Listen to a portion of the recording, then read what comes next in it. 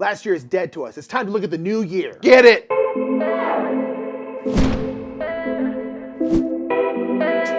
Obviously, it's a new year, same old us. We have not changed a lick. My hair is different. That's Your hair is different. My hair is semi-cut. Nothing has changed. What's up, everybody? I'm Mike. I'm Nick. We are the Brothers Murph, and it's time to talk the end of last year and what's coming up this year. We're taking a page out of Before You Play's book. If you don't watch Before You Play, what's wrong with you? Watch them. Check out They're a incredible. card for their channel / the video that we're basing this video off, and subscribe while you're at it. But a lot of channels do these kind of like end of the year videos where you look at the past year, you look at the new year coming up, and then at the end of this video, we'll talk about our 10 most anticipated games of the year. Yeah. Which it seems like there's going to be some cool stuff coming out. And so, so we're going to kind of talk about last year. That's right. Last year we had a year. It existed. It was the year of 2022 by all accounts, if the calendar's actually correct. That's what they say to us. Yeah. Yeah, that's what they told us the year was. So last year, opening up real quick, we did some travel. So that was kind of we did our first bits of travel right at the end of 2021. Was the first time we traveled in since the end times began, right? So 2022, we got to a more regular schedule of travel. We started off with Dice Tower West, which is always like, you know, where we, if we're going to go to anything, we want to make sure Dice Tower West happens. So that was kind of like a home base, our home turf. We did a Brothers Murph kind of quiz show with the audience there. It was fun. Yeah. Really fun. Played a bunch of games, ate a bunch of cool foods, and survived Las Vegas somehow. Somehow. So that was cool. Somehow. Where the heck else did we go, Did we travel anywhere before Gen Con, or was that? I don't think so. I think there was a lull because I had a baby, which we'll talk about more. We'll talk about you know, our personal lives here. But in terms of travel, I think, we didn't do anything until, God, was it Gen Con? Wow. Yeah, we kind of did a bunch of stuff. Something, but maybe we didn't. Yeah, I feel like maybe we did something earlier in the year, but it's dead to us now. We did go to Gen Con, so it was our first time in Gen Con since 2019. Yeah, and it was cool. We worked a little bit. We always go to Gen Con with Restoration Games. Yeah. But this time we worked a little bit less. We actually got to hang out for more of like the con, which was actually really, really nice. We worked the mornings, and by like 1-ish every day we were free, which was cool to like have a little more time to like wander. It was still really busy because we ended up having a lot of meetings with publishers and And when you're incredibly famous like us, no, it's just because it's a large hall. It's like it's just hard to get to one end to the next because it's just humongous. Yeah, it's and huge. It seemed to be no smaller than it was in 2019 when we left. It was bigger, if anything. It was packed in there. So that was super busy, but it was fun. If we saw you at either of those events, very cool. We had brief plans to go to Essen. We did, and then those ended up falling through because COVID numbers were looking a little wild. And I was gonna bring my wife and my daughter with me, and since she wasn't vaccinated, we're like, let's just not stick her on a tin can for 12 hours to fly, and so we ended up not doing Essen. But you did. Well, no, we went to the World Series of Board Game. Well, oh my gosh, we did. Yeah. That was our consolation gift. And it was honestly pretty tight because we were going to go to that because we were going to be in Essen like the next week. Yeah. So that couldn't happen, but since Essen didn't happen, we went to the World Series of Board Gaming. Yeah, which was cool. Which was like a World Series of Board Gaming. Where there was like a $25,000 cash prize for the person who won the whole thing. It was a really cool event. I'm excited to see kind of where it goes. I think those kinds of tournament events are a thing that I would like to see happen in board games because it would bring more people in the hobby because those kinds of things just do. It's a very different kind of thing, and I think it's something that can be fun. Like you obviously have people who like know board games really well, are very good, and like have found ways to almost like break board games, you know, and just do stuff that you're like, I didn't know one could do that. And so it's fun to see people do that.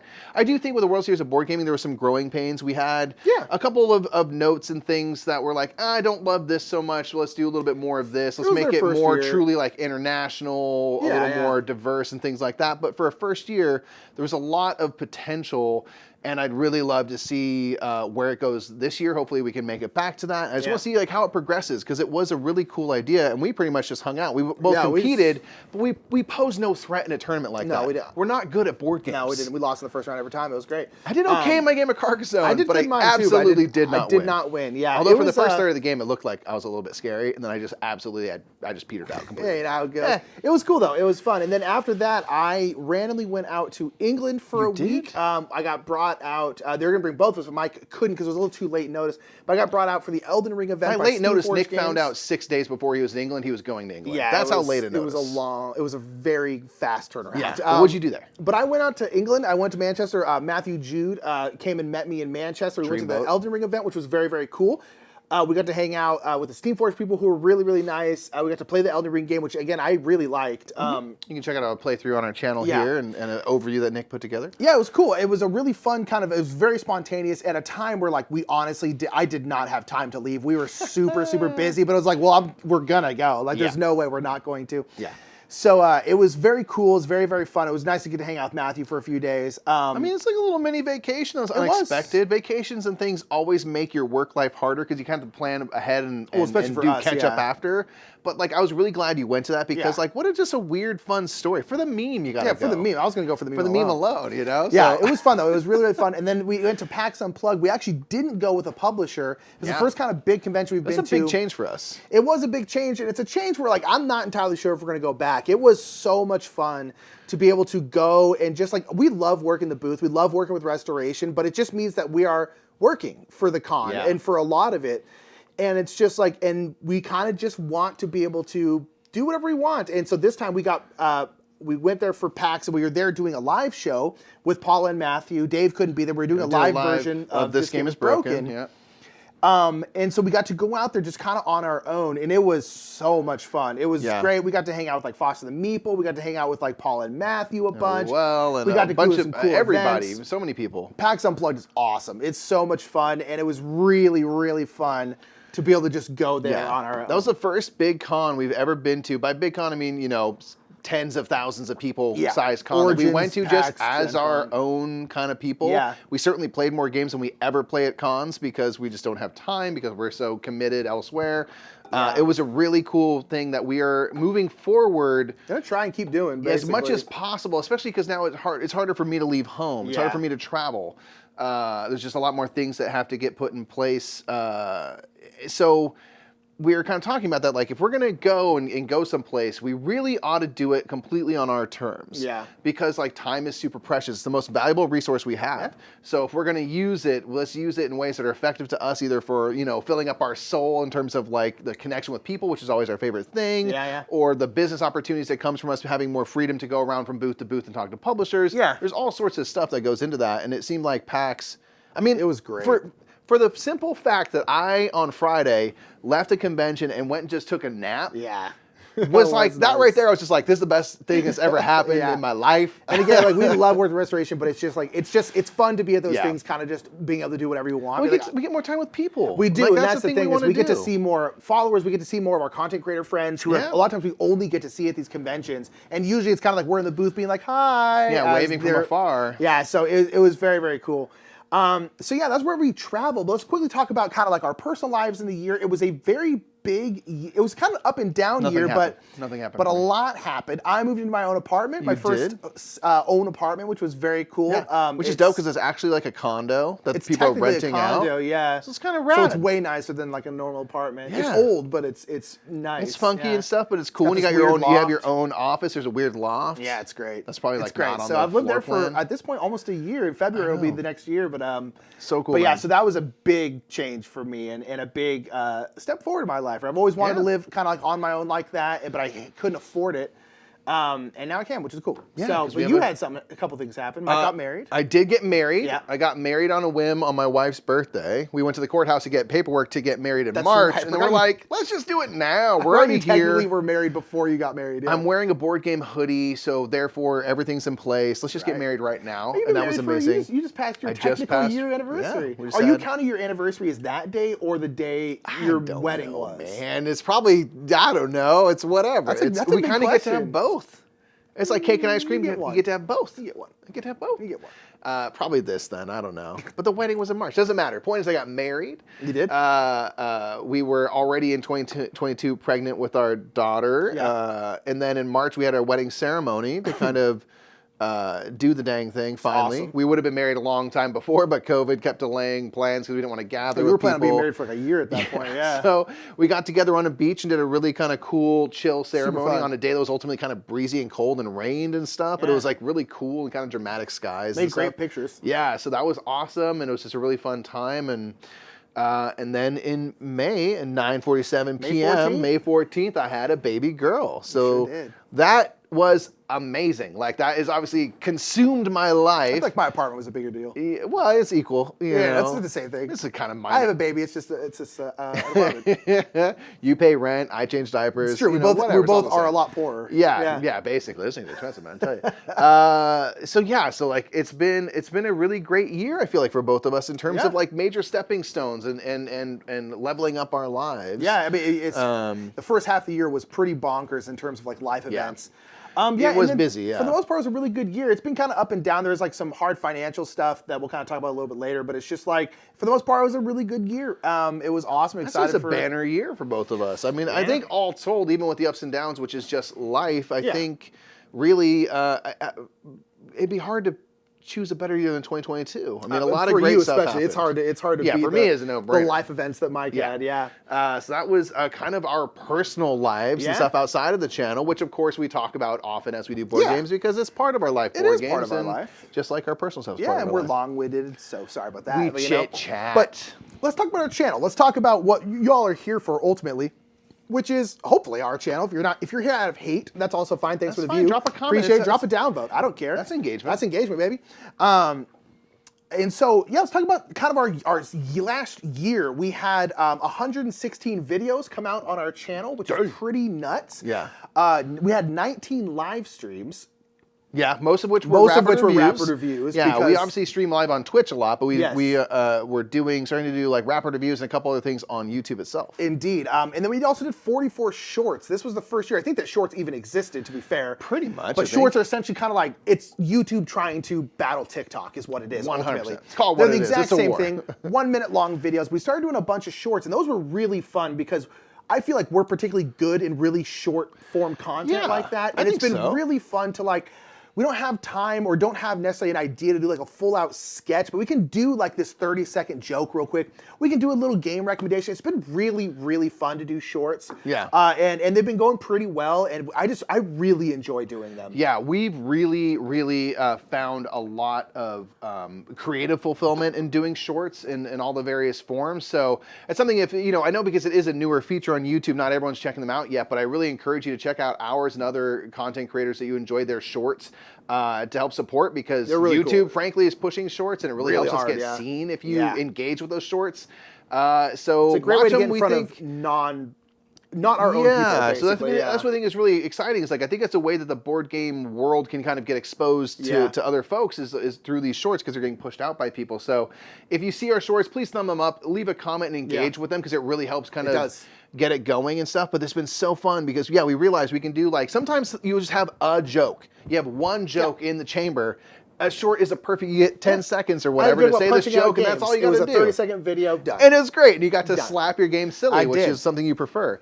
And so, the shorts have been really, really fun. There will be a lot more of those coming out, but again, we're going to do a whole mix of stuff. So there's really a kaleidoscope of content over there on the shorts. Indeed. And they're obviously very quick to watch. Indeed. One thing we wanted to do this year was just do that. That's how YouTube works. One thing we really wanted to do this year was focus and really commit to doing weekly playthroughs that we call the Game House. RIP the Game House. Unfortunately, the Game House Board Game Cafe is not there anymore, but we still keep the name as an homage.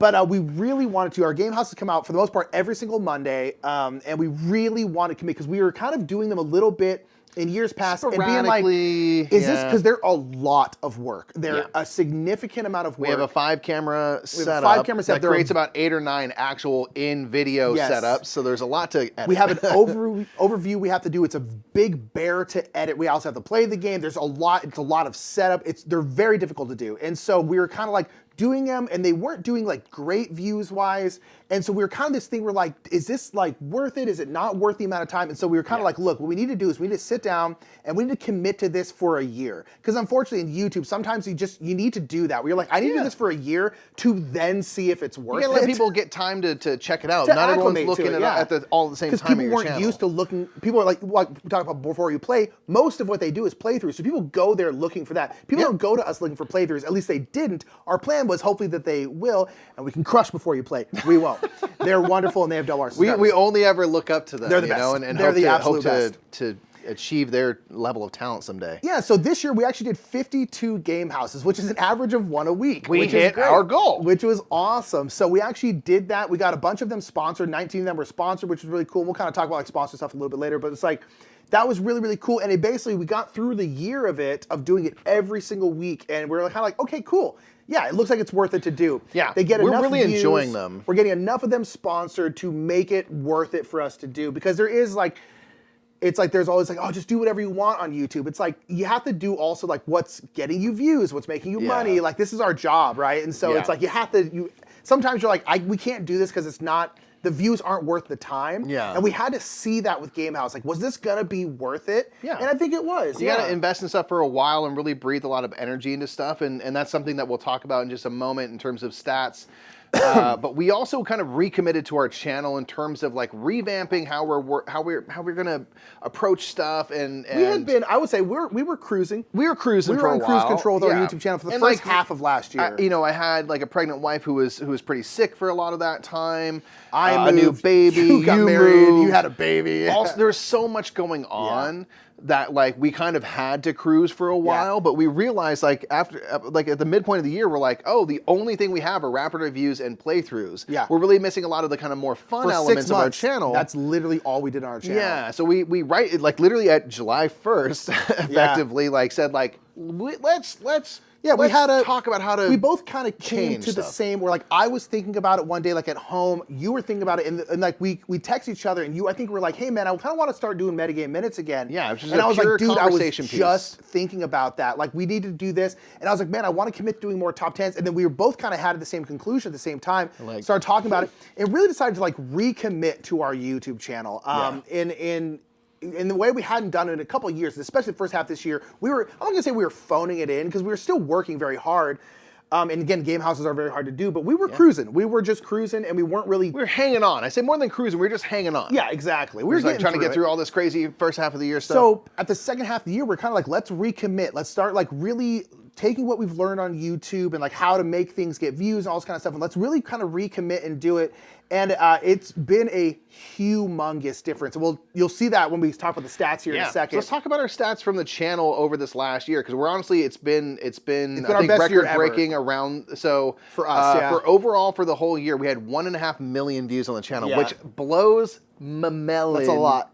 Kapoo. That's a lot. That's way more than we've ever gotten before. Oh, yeah. We had 250,000 hours of watch time. So that means people watched our content for 250,000 hours, which is 28 and a half years. Which is freaks me weird. out, man. That's almost as old as me.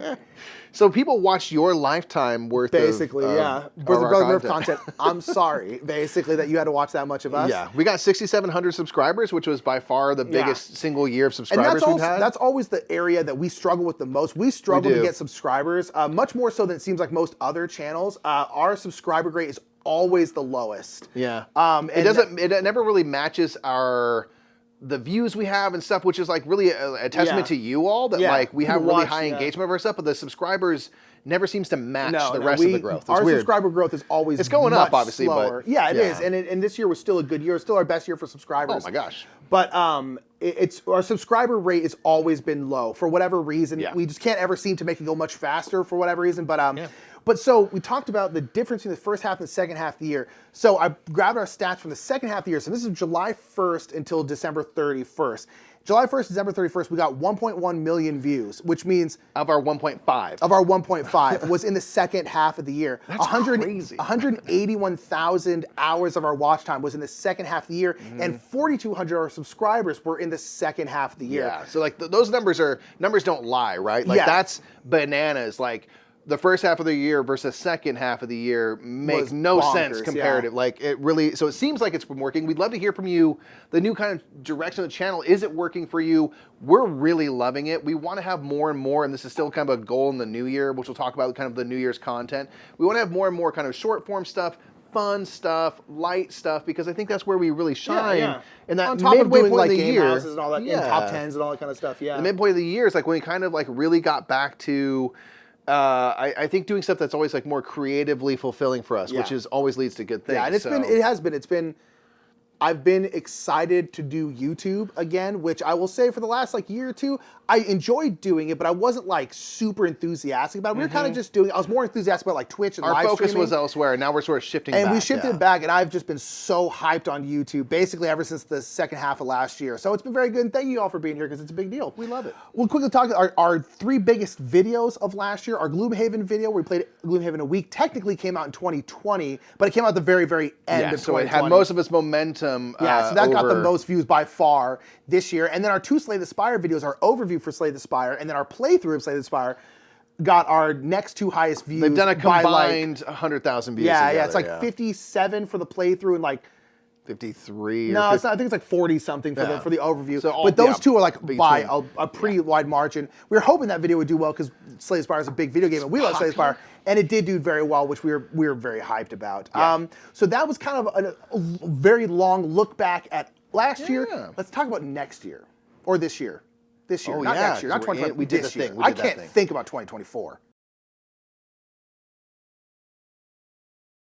Yeah, so real quick, we just want to kind of talk about like what we can expect, having built off of 2022, what we can expect to do this year. We have some kind of general goals. We don't try to go for subscriber or view goals because we can't necessarily control that, but we can always miss them. That's they never hit what you, and even if you hit it, you won't be satisfied anyway. So instead, we're going to focus on content, stuff we can control, what we make. Yeah. So the types of content you're going to see. More playthroughs, more same stuff you're already seeing. Yeah, more playthroughs.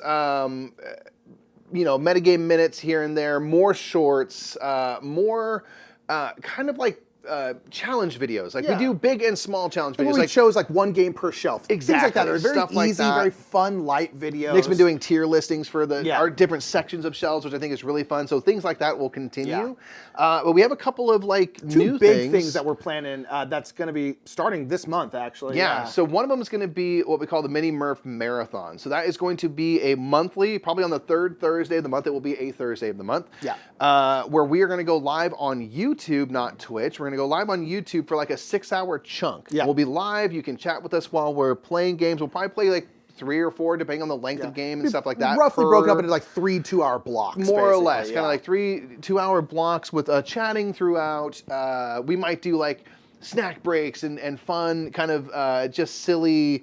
People want to send us like, mail stuff to open on stream, or or like food from your area. If you're from an area of like this local snack that you love, or we've thought about we'd love to try snacks. Yeah, we've thought about doing like one of those international snack boxes and seeing like, okay, this month's we're doing Finnish snacks, so or stuff like that. But mostly it's going to be us playing probably 3 or 4 different games and hanging out, making a day of it. We just really love doing marathon streams like that. A 6-hour stream for us is like pretty not that big a deal because we've just done these. We've done 24-hour streams and stuff like that. We do these kind of things a lot. So it's just kind of a way for us to like hang out with the chat more here on YouTube and just kind of do, just in general, probably gonna do more live stuff. We just enjoy doing stuff live because it's nice because it's not that different than doing a video, but then we get to talk to the chat afterwards and stuff like that. Yeah. So it's be cool. Hopefully we'll get some of these game slots sponsored and stuff like that. Yeah, absolutely. But we'll be playing games mostly that we want to play. We might take polls out to see what we want to play. They might be themed sometimes, but basically it's gonna be a monthly 6-hour stream that's gonna be on a Thursday. Come hang out, if you're working or whatever, come hang out with us, chat with us. Obviously, you'll be able to watch it. It'll be a video on YouTube after the fact. You can watch the live chat on, so you can see what the heck we're talking about and all that jazz. But it'll be just kind of a more relaxed, paced, fun event every month. Yeah, and the next one is most likely to be next Thursday. So not this week at the time of this coming out, but next Thursday is most likely to be the first one. So you'll keep an eye out for that. But we'll make a community post about it. We'll be going live at like probably noon. Sorry, not noon. At like 9. Probably like 9 to 3 is what we're shooting for. So there'll be more information on that coming out. But we're really excited for Mini Murph Marathon because we like doing those kinds of streams, and they're just really, really fun. Yeah. So another thing we want to do is we had an idea to do a video called Board Game Draft. So we love the concept of like drafting something out, and so we want to start doing is we're going to be doing videos. Again, probably at the end of this month we'll have our first one. And it's basically we have some kind of topic, some kind of game. The first one's most likely like desert island games. Like if you had to bring a game to a desert island, which one would it be? And we're going to draft them out. And it's going to be, again, kind of like a draft, whereas Mike takes a game that I want. That's it. I'm out of luck. And so we really think it'll be fun. We'll probably do the first half will be like the draft, and the second half of the video will be us kind of like discussing it and discussing why we chose certain things, why we think they'd be good for this whatever topic it is. We're really excited about those. Yeah, I think there's a lot of potential there. We'd love to hear any topics you think you'd want to see us do a draft of, like anything. Again, a theme, a mechanism, a style, whatever. An artist, hit us with them. We can do drafts about anything. I think it'll be really fun to have the back and forth of like, we have our collection, that's our supply of games. Yeah. And we know certain times we're going to be gunning for the same thing, and what kind of chaos ensues if all of a sudden I have to rethink my first, pick in the draft situation. So that's going to be super duper fun. We're really, really excited. A couple other board game folks have done drafts before, and drafts in general are really popular right now for all sorts. Even about like Disney movies and stuff, and cereal, and so we're excited to kind of jump in the fray because I think it's just a fun way to kind of ultimately do kind of lists. You know I think it's going to be really, really fun. So that's going to be kind of like some of the new content coming out. If you want to see us do anything, let us know down in the comments below. We're always interested in hearing. Let us know. This is our moment to kind of connect with you and hear about what you want to see us do. Yeah, and that's kind of goes like with goals too. It's like, what do we want to do? And we don't make like numbers goals because it's like there's only so much we can do to control that. We definitely want to do more live stuff, do more like challenges and stuff like that. And then just in general grow. We really want to we've been pushing YouTube. It's been going really, really well. We want to get out in front of new people. And so we're just excited to be able to have this enthusiasm and us like really gunning YouTube for an entire year because it went so well for just half a year. We're like, man, how good is this going to be if we can do this for an entire year? So we're really, really excited for that. Let's quickly talk about where we're planning on traveling this year that we know of. Yeah. All of these things might change. I'll most likely be going to Dice Tower West. You're going to be going to Aircon in I'll be England. going to Aircon and then to Ireland and stuff with my wife, daughter, and our mom. Indeed. Doing a little bit of vacay. So yeah, I'll be at Aircon. Shouts out if you're up there in Harrogate. Indeed. We might be going to BGG Spring. We're going to be trying to go to BGG Spring this year. That is the hope. And then I think the next one will probably be Gen Con. Gen Con, if anything, which again, we're going to try to go to as just free agents if we can swing it. It's obviously an expensive one, so we'll see. That one's very much We're hopeful for Essen, but we've been hopeful for the last couple of years and it hasn't happened, so I'm not going to put any promises, but we're hoping to get to Essen, and then PAX Unplugged would be a guarantee, is kind of like the last guarantee of the year. Yeah. So that's the hope. Maybe a couple other things here and there. We never really know, but that was generally what we'll try and be to. And this year, we're also going to be doing Bing Bong Con, which is going to be our own little convention. We've been trying to get this done for literally years. Yeah. This year, it's going to be happening. We're not entirely sure exactly when. We are still figuring out some last stuff before we can officially be like, hey, it's here at this time. But we're expecting it to be very late April or very early May. Yeah, and last weekend of April, first weekend of May is kind of the sweet spot that we think we can achieve for our own personal schedules and things like that, and still have enough time to plan it. So this is the first one's going to be very small. Very small. Very simple. Nothing really going on. Yeah, we kind of have been shuffling our feet because we're trying to think of like what size to make it, what to do. And I think ultimately what we need to do is get a space and go and play games in that space, just learn from that first year, refine, and grow into the next year, and not worry so much about making this first one so big and perfect. Like, let's just have a great weekend playing games. We don't know how to run a convention. But it'll be here in Southern California. We're not exactly sure where again, but it'll be here in Southern California. In the LA area. And so, so that'll be sometime this year. It should be really, really fun. Again, it'll probably be, I'm guessing, like 150, 200 people max, I'm guessing. We'll have to kind of see. It depends on, it's one of those things, we don't really know how many people will come because there's a lot of people in Southern California who would probably come, but then some people might come from, so we're like, what size venue can we actually fill? We don't want to be walking around all big and bad and be like, we need 10,000 spaces minimum. It's like, let's just calm down. So we have no idea. But that'll be happening this year, and that'll be very, very cool. Yeah. Let's, I guess, get into the business side of things. Oh, money. So if you didn't know, we make money on occasion doing board game stuff. It is actually both of our full-time job. It has been for some time, and we achieve that through working with many different people, both publishers. We work with Board Game Geek. We work with Gen Con. We've gotten channel sponsors and stuff, which you've heard us talk about all last year in Board Game Geek, Restoration Games, and Lucky Duck Games. We have 1,000,001 tributaries that all equal us making money. In large part is also from our Patreon, which really helps, as we always say, pays for this kind of space that we use every month. We pay rent towards Mike's mortgage. So the mortgage to be able to kind of take over this space and use it how we need it for our business. So we just wanted to, I guess, talk about like how we go about monetizing things and like generally like what we do and like where our money kind of comes from and stuff like that. Because it's just it's interesting. A lot of times people are curious, and you might be curious like, how do we do this for a living? And like Mikey said, it's a bunch of small tributaries, which is both a good and a bad thing, because so much of our money comes from so many different places. Yeah. It's nice because if we ever lose a gig for any reason, it's usually not like detrimental to us. It's not your only thing. But it also means that you have to constantly be getting new stuff because we obviously do a lot of sponsored playthroughs. But the thing is, it's like realistically, most publishers are going to hire us no times really, but like the publishers who do hire us are probably going to hire us like once or maybe twice a year. That's the amount of games they're releasing in a year, right? Well, that's all they have the budget for, right? Yeah. And so it's one of those things where it's like you have to kind of work with so many different people. And then we do have kind of like you said, we do work for Board Game Geek. We've been doing that for years. That's a big chunk of our income. Yeah. We stream for Gen Con. That's a chunk of our income. Our Patreon's a big chunk of our income. YouTube ads make up are part of our income. Yeah, YouTube ads, Twitch payouts and stuff from people giving bits and things, which is aka the kindness of strangers. Yeah, exactly. Right? So all those are just these kind of little, it's just like a couple $100 here from this publisher for doing this thing, a little bit here for doing this thing, and it's just, it all goes into this river that makes up our career income. Yeah, our career, really. And it's like, it just kind of like, we go about that. It's like, we've always kind of tried to show a lot of different stuff on our channel. We don't really have like a specific, we play these games here. Yeah, we're fairly omni game. Obviously, we lean fairly Euro, but we do play heavier and lighter games. I'll say shades of games that change quite a bit. And so basically, if a publisher is approaching us to cover one of their games, whether it's a live stream or a playthrough, we're usually pretty open to it because a lot of people who watch us like a whole bunch of different stuff. We like a whole bunch of different stuff. So we have played like Campfire Chronicles, which is like a campaign game, all the way to like the op games and like some of their like small, cute little games, stuff like that. More family-based stuff. Yeah. It kind of just depends. And we don't turn down a ton of stuff because we usually think there's pretty good value in everything, even if it is like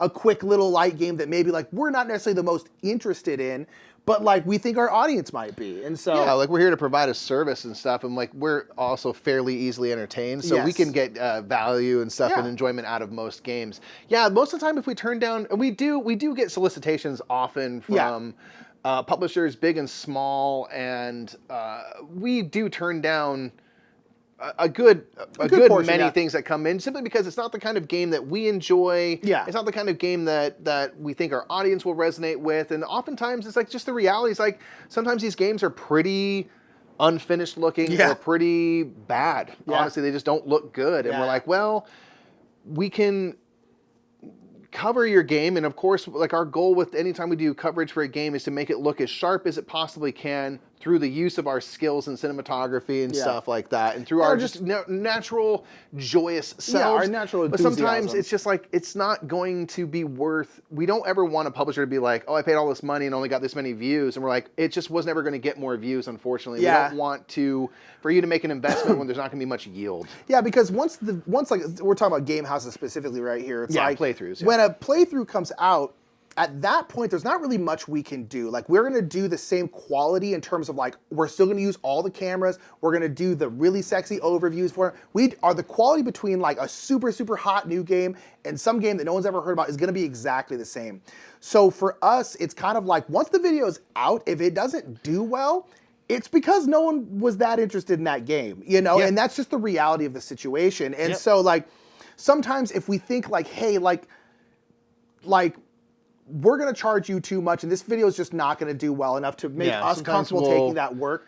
But it's like we are going to always, if we do play stuff, we're always going to be enthusiastic when we're playing it because, frankly, that's what they're paying us to do. Yeah. We're never going to lie about a game. We're never going to be like, this game is great when we don't honestly think so. We don't really give any kind of opinions during our stuff. Yeah, we try to really steer clear of reviewing really. Doing any sort of reviews in that video of itself, because it is a paid for thing. We want to try to be really careful with that. Like if we're enjoying a game, we're still going to be excitable and stuff like that. We're never going to hide that. And of course, after the fact in rapid reviews, we will talk about a game openly about how we feel. Yeah. But we try to limit it within the paid content itself. Yeah, we're always going to be enthusiastic and look like we're having a good time, because we are honestly having a good time. We have a dope job. Of course, and again, that's what we're getting paid to do. We're trying to show their game in the best light possible, because that's our job, you know. And so yeah, it's kind of how we go about like monetization and like what we do for like money. Again, it's a whole bunch of little tributaries that make up an income. It's kind of all over the place. There are sometimes really good months, sometimes really bad months. May is always a really bad month.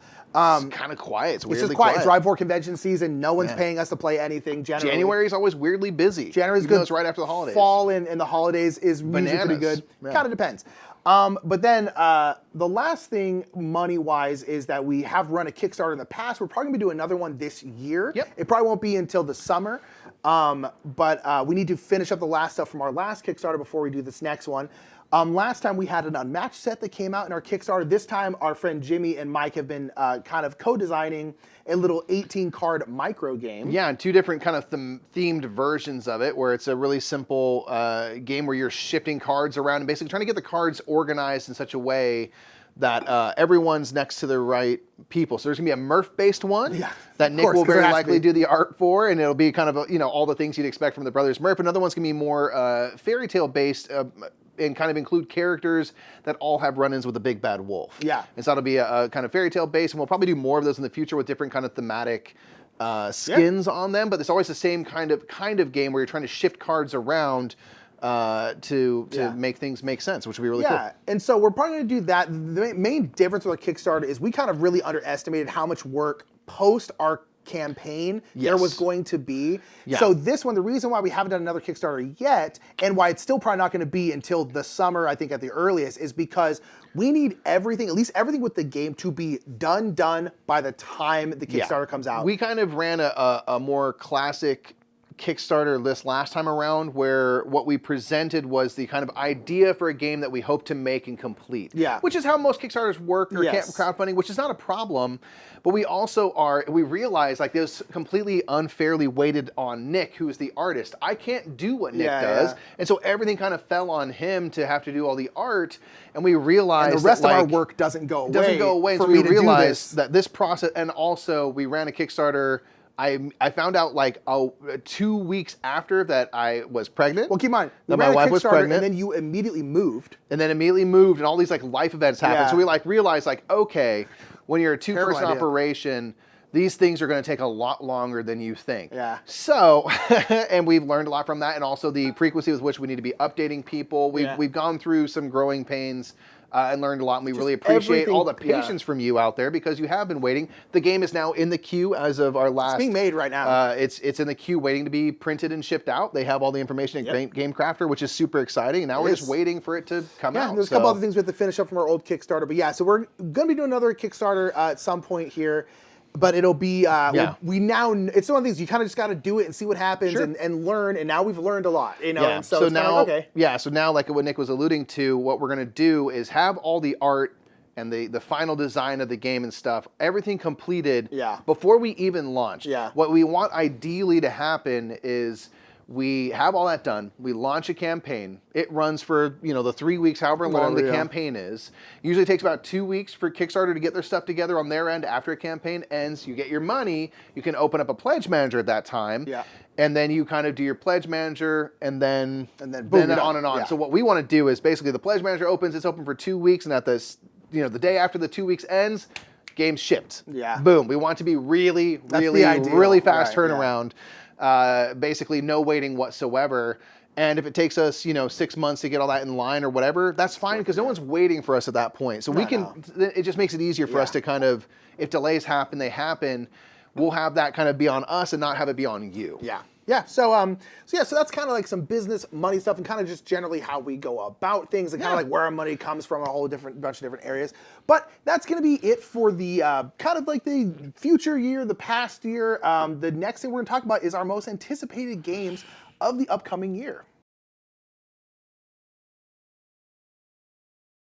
So yeah, we're gonna talk about our most anticipated games from 2023. There seems to be a lot of stuff coming out. Obviously, as always, some of these games might not end up coming out in 2023. We're going off of BGG. And there's going to be literally hundreds of games that get announced and stuff between now and even the middle of the year. So this is a very preliminary look at what's coming ahead and stuff. There's a few games here that we'll talk about that we've actually played before, so we won't include them on the anticipated list. We're still anticipating them, but we also know them.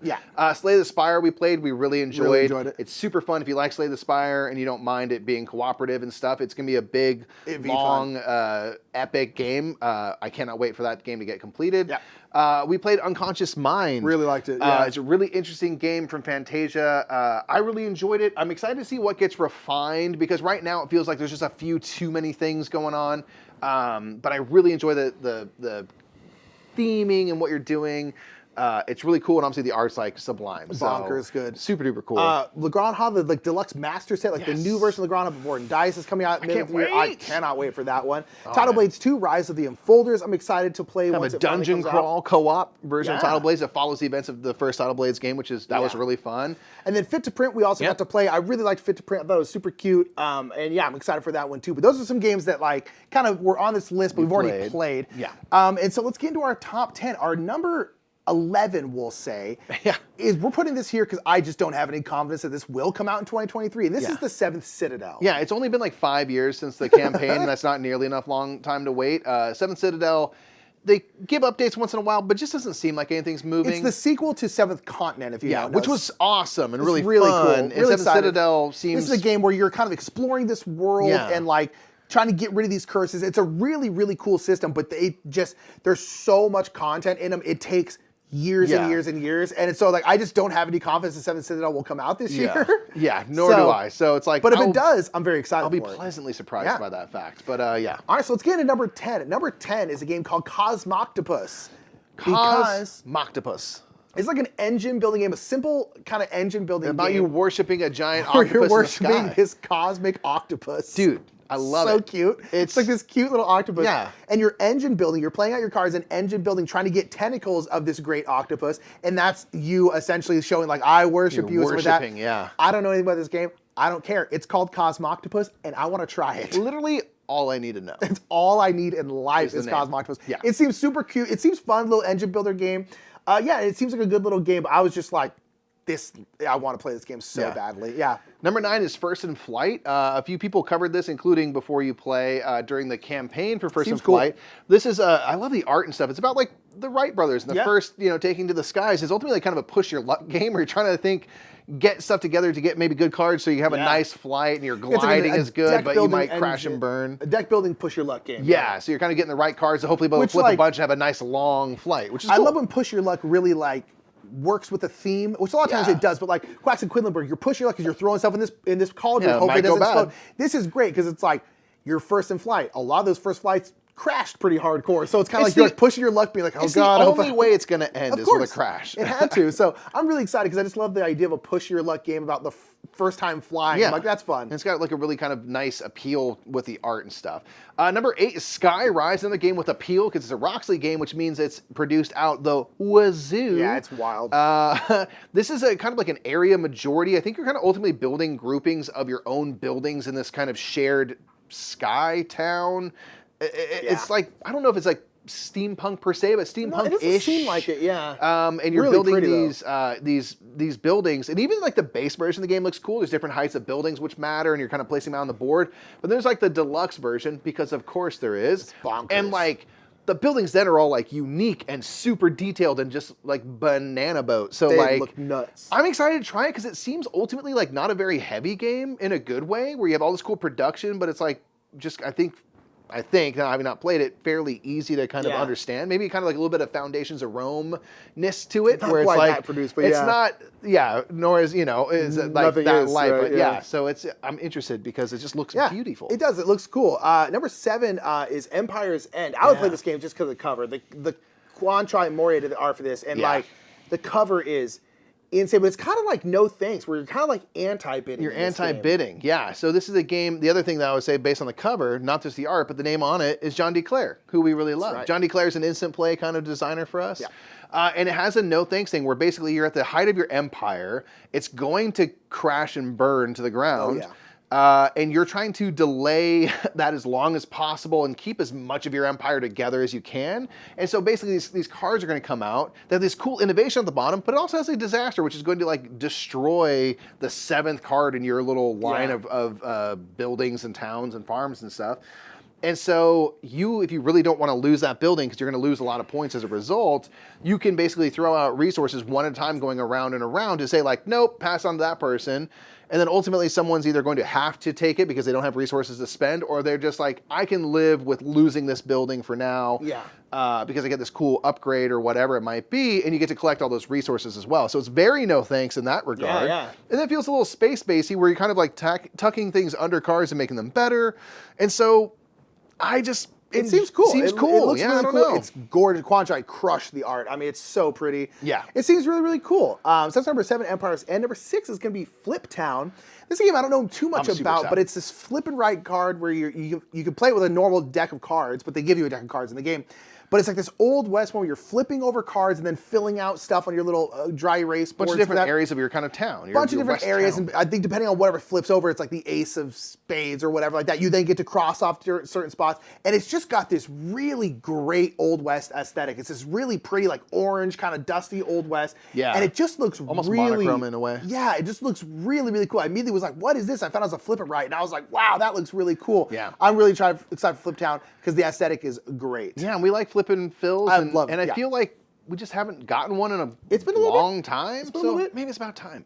Number 5 is City of the Great Machine. And this is a steampunk themed game that can be either one versus all or cooperatively played against the game, essentially. The Great Machine. Against the Great Machine. Yeah, so it's like one person can control the Great Machine, and they have like a bunch of like essentially like AI servants. Essentially, they can like be thrown out, and then everyone else is like the heroes, and they're trying to essentially like rise the town against the Great Machine. Yeah, and you're trying to like successfully start a bunch of different riots and stuff like that. But there's like super asymmetric between the two sides. There's like hand management, resource management, all the stuff you're doing, and apparently, at least according to their own blurb, if you're playing like one versus all, or if you're playing like the AI, it's like a one to 3 player co-op way you can play, where like the AI is running the Great Machine. Apparently, they're very different games. They play out pretty differently, and it just seems cool. It's got this kind of like Victorian steampunk aesthetic, and I don't know, it just seems really, really cool. And I don't know too much about it, but I was very excited for it. Yeah, I think I'm excited because, like, not that there's no steampunk games, but, like, I feel like there's this weird lack of them. Yeah. Because steampunk is so popular. Yeah. And we certainly have, like, never really played a steampunky game. No, I don't think we have. So it's like, well, maybe this will be the one that we play. Maybe this will be it. I don't know. Number 4 is a very ugly game. Orneinberger Canal. It's an Uwe Rosenberg 1 to 2 player game from Spielworks, I believe. Thank God Uwe's got such a good reputation. So ugly. It's so ugly. But I don't care. It probably would be my number 1 if it wasn't so bad looking. This is the game looks great, but the game looks horrible. You know what I mean? But this is a big, heavy Uwe Rosenberg game for 2 players. So it's another kind of like Fields of I think it's 1 or 2 player. 1 or 2 players. And I'm just like, immediately like 1 or 2 player big Uwe game. Are you kidding me? And yeah, you're building out canals and you're playing cards, and those cards are going to dictate kind of like what you're doing. They're parts of your city, and you're trying to connect them with bridges and stuff like that. And it's got it seems like it has like a resource dial, so similar to like Glass Road. Exactly. It's just one of those things. I'm like, it's a 2-player Uwe game. We're gonna play it. I'm gonna find out about it. We're gonna get it. But I'm also gonna be like, why you look so bad when I buy it? It is horrendous looking. Like, it's astonishing how bad it looks. It just looks dated for sure. But that's okay. That's okay. Number 3 is Septimus. Looks identical to Orneinberger Canal. It does. It's the same theme too. Oh wait, no, I'm sorry. Opposite. Looks that's amazing. Right. That's what it is. Looks beautiful. This is by Mind Clash Games, who tend to do these big kind of heavy thematic games. This is a game you're like a witch. Jenga, you know, you're a witch, and you're essentially trying to do a whole bunch of different stuff. It seems like witchy stuff, but you're like trying to get other witches to like join your coven.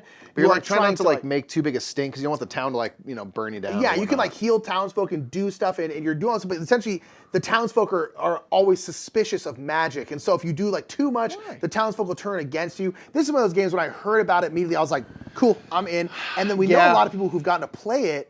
and everyone was like super hot on the game. So I'm like, cool, don't even look anything else into it. I'm very excited about this game, and I really, really want to try it. I cannot wait to try this one. Yeah, hopefully it comes out this year. Very cool witchy theme. Yeah, number 2 is Darwin's Journey, which we backed 1,000 years ago. Sure I mean, the like pandemic happened. I'm not mad at it, but I think we backed it in January of 2020 when we thought the world was going to be very different than it was. Yeah, it's been a while. So Darwin's Journey is about Darwin journeying, and you're doing worker placement stuff, kind of, following. You're a fellow naturalist. You're on the Beagle. You're on the Beagle, and you are on his boat, the Beagle. You're going to the Galapagos Islands and recording your findings and stuff like that. Yeah, it looks like a finch. It looks like why is that bird here? And what's that big Komodo dragon or whatever, So you're doing a bunch of stuff like that. We really don't know, but it's like a worker placement game. It looks really cool. I'm very excited for it. It's been a very long time, so it looked really nice. It's kind of like that, kind of like a sciencey, where it's kind of got a lot of like sketchy kind of art, kind of like a science book would be. Yeah, it seems very cool. It's a very appealing theme for us. I remember being very excited for it. I'm still very excited for it. It's just been we've been waiting for this game for a while, but hopefully it does actually come out in 2023. And our number 1 game, I've been so excited because it looks very cool. It's got great tool art, and the theme is great. This is Pampero. Yeah. And this is a game about like wind energy in Uruguay, is it? I think it's Paraguay or Uruguay. I think it's Uruguay, but pardon if I'm wrong. It's one of those two. And it's a real story about like how they've gotten energy to kind of the more rural areas in the country, because there's not really natural resources like gas and stuff. So they're like, okay, how do we get power, period, and then how do we get it to parts that are a little bit more remote? Yeah. And the big area they found was like, hey, the wind blows a lot here. Let's get really into wind, and I think some kind of tidal energy sources and stuff like that. So there's this kind of interesting, Thinker Themer did a great kind of review of the game and talking about, there's this great kind of like back and forth between like, you can use my equipment and things like that, and I might get a bonus for that. And there's just also sort of this balance between options and resources. Yeah. So where like, if you have all these kind of cards you're playing out to an action row, you have all those action cards in your hands. So you have more options of what you can do. However, the more action cards you have out on the board, the cheaper things become. But you also have less options of what you can do because there's only so much in your hand left. And when do you kind of reset, get your cards back, but then the costs go through the roof and all of that. And you're kind of building out this network, this kind of power grid, TM, in South America. So I'm like, I love the theme. I think it's really cool. I love that it's based on like real events. Real events. Tool art, it's gorgeous. It looks like a big, heavy game. I've been so excited for this game ever since it got announced. I was just like, this game looks cool. Yeah. So that is our most anticipated games of the year, at least so far from what we know. It seems like all these games, I'm like, these all seem really, really cool. So I'm excited. And there's going to be so many other games. Forget about it. The best game of the year has not been announced yet, right? Like, we don't know what it might be. Probably not, right? So who knows? But nonetheless, that is going to be the end of this video. Thank you so much for being here for this kind of like vlog, update, retrospective, looking towards the future, whatever this one was. Yeah. And so it was cool. It's kind of cool to look back and talk about how last year was and talk about what we're doing this year. So let us know down in the comments any stuff you want to see on our channel, your most anticipated game of the year, really anything you want to say. Anything you want to see us cover, what you think about the direction of the channel, all that kind of stuff. We want to hear it out. If you have questions or anything, put it in the comments. We will monitor closely and respond to everything we get. Like we do. And if you're new to us, hello, we're the Murphs. We're doing much cool stuff. We'd love for you to subscribe. Hello. All right. Anything else? That's it. All right. Thanks so much, everybody. Bye. Thank you so much for watching that end of the year wrap up. Let us know again what kind of videos, what kind of content you'd like to see from the Brothers Murph. We want to give a big shout out to our channel sponsors, Restoration Games, Lucky Duck Games, and Board Game Geek, and we hope you all have a wonderful rest of your day.